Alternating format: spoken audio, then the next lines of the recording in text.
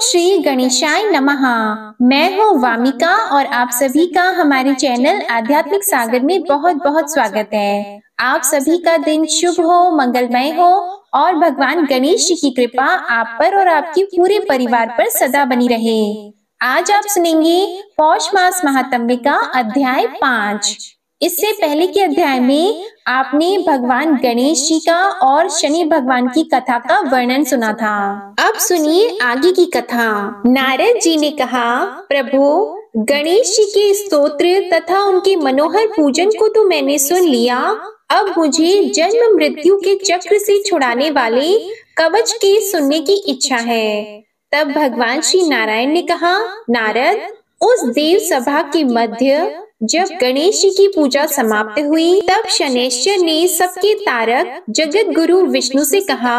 शनैश्चर बोले, वेद वेताओं में श्रेष्ठ भगवान, संपूर्ण दुखों के विनाश और दुख की पूर्णतया शांति के लिए विघ्नहर्ता गणेश के कवच का वर्णन कीजिए। प्रभु, हमारा माया शक्ति के साथ विवाद हो गया है, अतः उस विघ्न के प्रशमन के लिए मैं उस कवच को धारण करूंगा। तदंतर भगवान विष्णु ने कवच की गोपनीयता और महिमा बताते हुए कहा, सूर्य नंदन, 10 लाख जप करने से कवच सिद्ध हो जाता है। जो मनुष्य कवच सिद्ध कर लेता है वह मृत्यु को जीतने में समर्थ हो जाता है। सिद्ध कवच वाला मनुष्य उसके ग्रहण मात्र से भूतल पर वाग्मी, चिरंजीवी, सर्वत्र विजयी और पूज्य हो जाता है। इस माला मंत्र को तथा इस पुण्य कवच को धारण करने वाले मनुष्यों के सारे पाप निश्चय ही नष्ट हो जाते हैं। भूत, प्रेत, पिशाच, डाकिनी, ब्रह्म राक्षस, योगिनी, बेताल आदि बालग्रह, ग्रह और क्षेत्रपाल आदि कवच के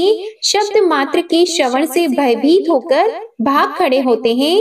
जैसे गरुड़ के निकट सर्प नहीं जाते, उसी तरह कवचधारी पुरुषों के सन्निकट आदि अर्थात मानसिक रोग, व्याधि अर्थात शारीरिक रोग और भयदायक शोक नहीं फटकते। इसे अपने सरल स्वभाव वाले गुरु भक्त शिष्य को ही बताना चाहिए। शनैश्चर इस संसार मोहन नामक कवच के प्रजापति ऋषि हैं, बृहति छंद है और स्वयं लंबोदर गणेश देवता हैं। धर्म, अर्थ, काम और मोक्ष में इसका विनियोग कहा गया है। मुने, यह संपूर्ण कवचों का सारभूत है। ओम गम होम श्री गणेशाय स्वाहा, यह मेरे मस्तक की रक्षा करे। 32 अक्षरों वाला मंत्र सदा मेरे ललाट को बचाए। ओम ह्रीम क्लीम श्रीम गम, यह निरंतर मेरे नेत्रों की रक्षा करे। विघ्नेश भूतल पर सदा मेरे तालु की रक्षा करें। ओम ह्रीम श्रीम क्लीम, यह निरंतर मेरी नासिका की रक्षा करे। ओम गौम गम शूर्पकर्णाय स्वाहा, यह मेरे होठ को सुरक्षित रखे। षोडशाक्षर मंत्र मेरे दांत, तालु और जीभ को बचाए। ओम लम श्रीम लंबोदराय स्वाहा, सदा गंडस्थल की रक्षा करे। ओम क्लीम ह्रीम विघ्ननाशाय स्वाहा, सदा कानों की रक्षा करे।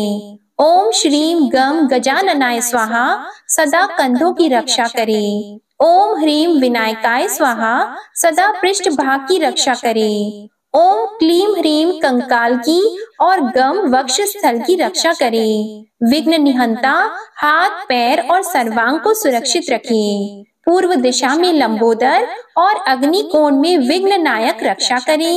दक्षिण में विघ्नेश और नेतृत्व कोण में गजानन रक्षा करें। पश्चिम में पार्वती पुत्र, वायव्य कोण में शंकरात्मज, उत्तर में परिपूर्णतम श्री कृष्ण का अंश, ईशान कोण में एकदंत और ऊर्ध्व भाग में हेरंब रक्षा करें। अधो भाग में सर्व पूज्य गणाधिप सब ओर से मेरी रक्षा करें। शयन और जागरण काल में योगियों के गुरु मेरा पालन करें। वत्स, इस प्रकार जो संपूर्ण मंत्र समूहों का विग्रह स्वरूप है, उस परम अद्भुत संसार मोहन नामक कवच का तुमसे वर्णन कर दिया।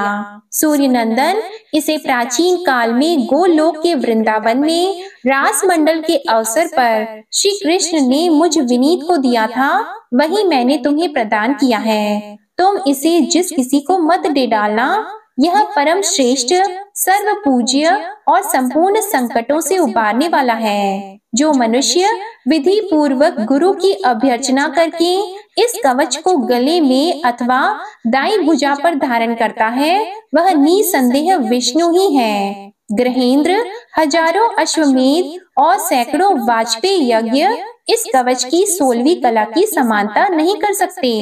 जो मनुष्य इस कवच को जाने बिना शंकर सुवन श्री गणेश की भक्ति करता है, उसके लिए 100 लाख जपने पर भी मंत्र सिद्धिदायक नहीं होता।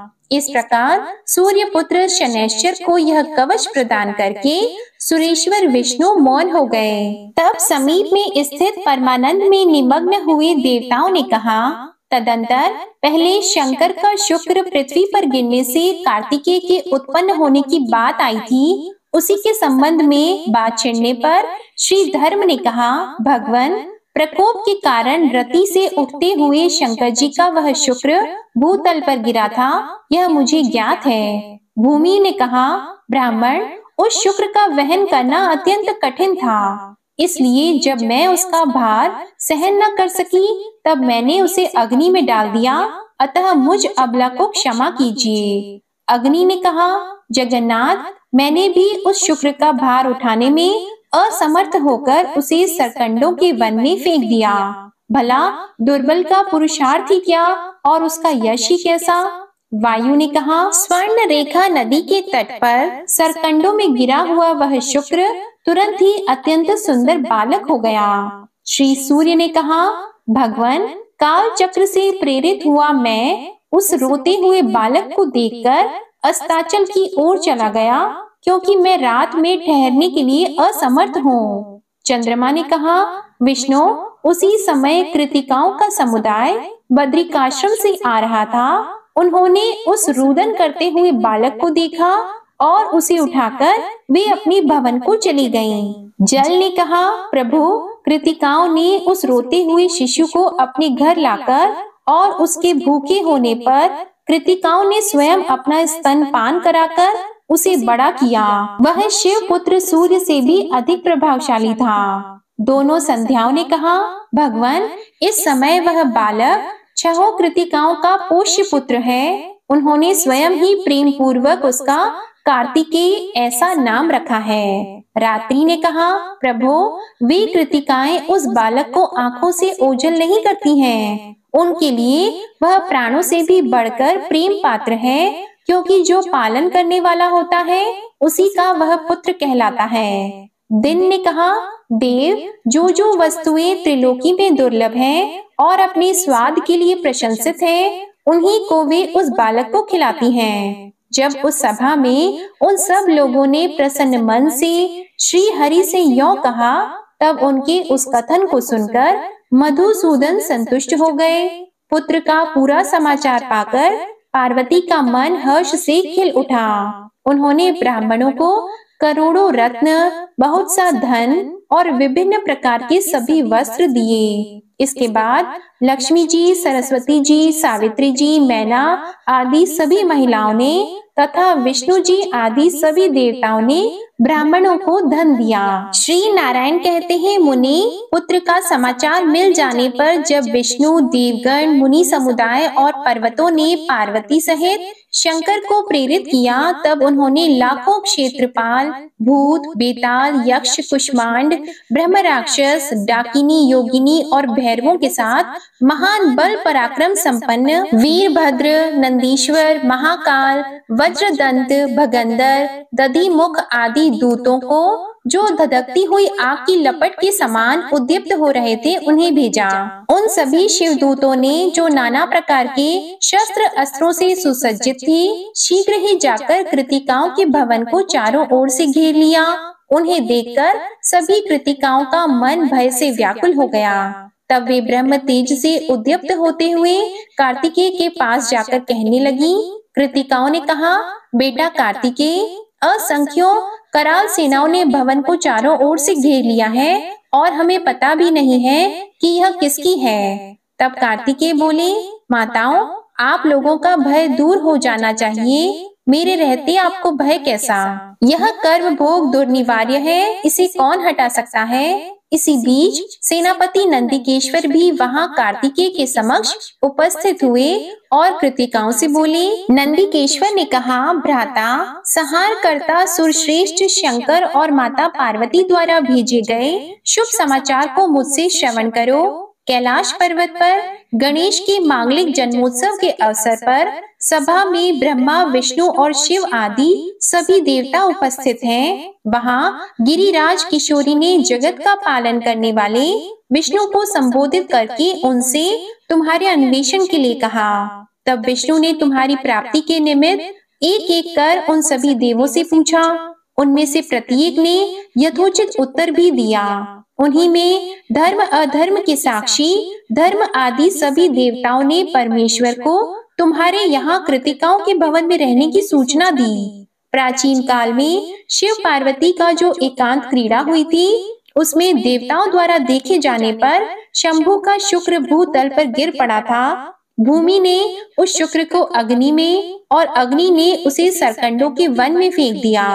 वहां से इन कृतिकाओं ने तुम्हें पाया है। अब तुम अपने घर चलो, वहां तुम्हें संपूर्ण शस्त्र अस्त्रों की प्राप्ति होगी। विष्णु देवताओं को साथ लेकर तुम्हारा अभिषेक करेंगे और तब तुम तारकासुर का वध करोगे। तुम विश्व संहर्ता शंकर के पुत्र हो, अतः ये कृतिकाएं तुम्हें उसी तरह नहीं छिपा सकती जैसे शुष्क वृक्ष अपने कोटर में अग्नि को गुप्त नहीं रख सकता।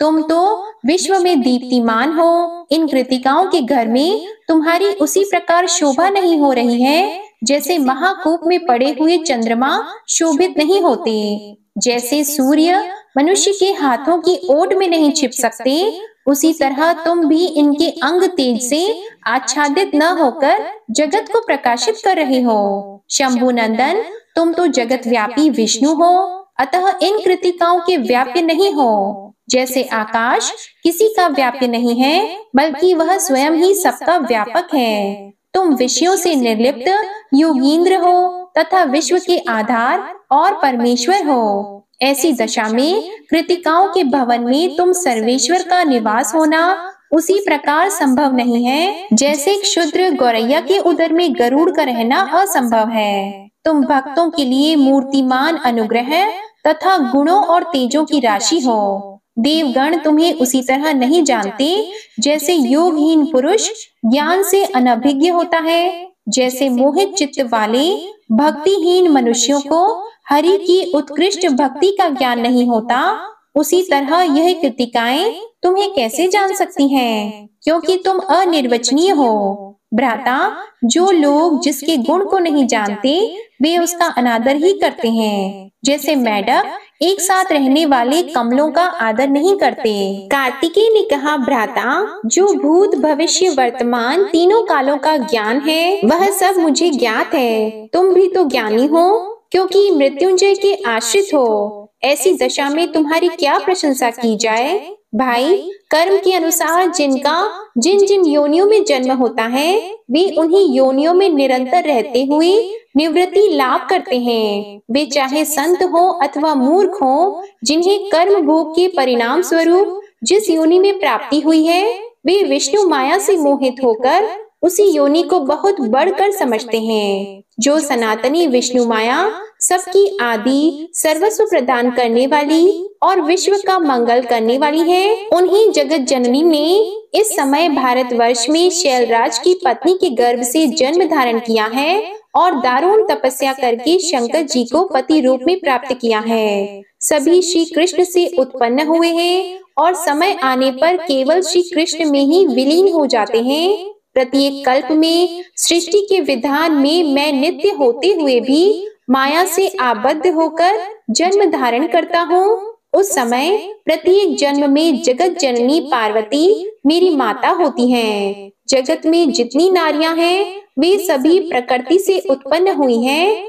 उनमें से कुछ प्रकृति की अंशभूता हैं तो कुछ कलात्मिका तथा कुछ कलांश के अंश से प्रकट हुई हैं। ये ज्ञान संपन्ना योगिनी कृतिकाएं प्रकृति की कलाएं हैं। इन्होंने निरंतर अपने स्तन के दूध तथा उपहार से मेरा पालन पोषण किया है, अतः मैं उनका पोष्य पुत्र हूँ। और पोषण करने के कारण ये मेरी माताएं हैं। साथ ही मैं उन प्रकृति देवी पार्वती का भी पुत्र हूँ, क्योंकि तुम्हारे स्वामी शंकर जी के शुक्र से उत्पन्न हुआ हूँ। नंदिकेश्वर, मैं गिरिराज नंदिनी के गर्भ से उत्पन्न नहीं हुआ हूँ, अतः जैसे वे मेरी धर्म माता हैं, वैसे ही ये कृतिकाएं भी सर्वसम्मति से मेरी धर्म माताएं हैं, क्योंकि स्तन पिलाने वाली धाय, गर्भ में धारण करने वाली जननी, भोजन देने वाली पाचिका, गुरु पत्नी, अभीष्ट देवता की पत्नी, पिता की पत्नी यानी सौतेली माता,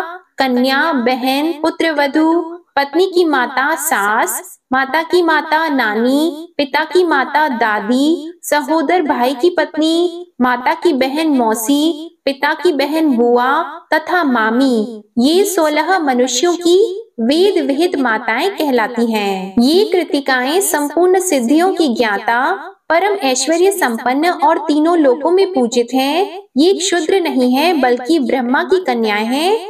आप भी सत्व संपन्न तथा शंभु के पुत्र के समान हो, और विष्णु ने ही आपको भेजा है, अतः चलो मैं आपके साथ चलता हूँ, वहाँ देव समुदाय का दर्शन करूंगा।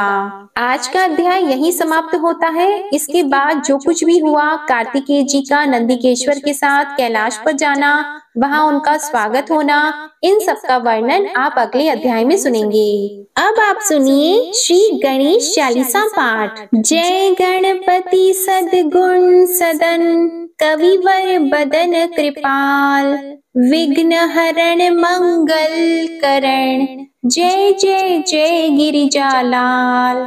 जय जय जय गणपति गणराजू, मंगल भरण करण शुभ काजू।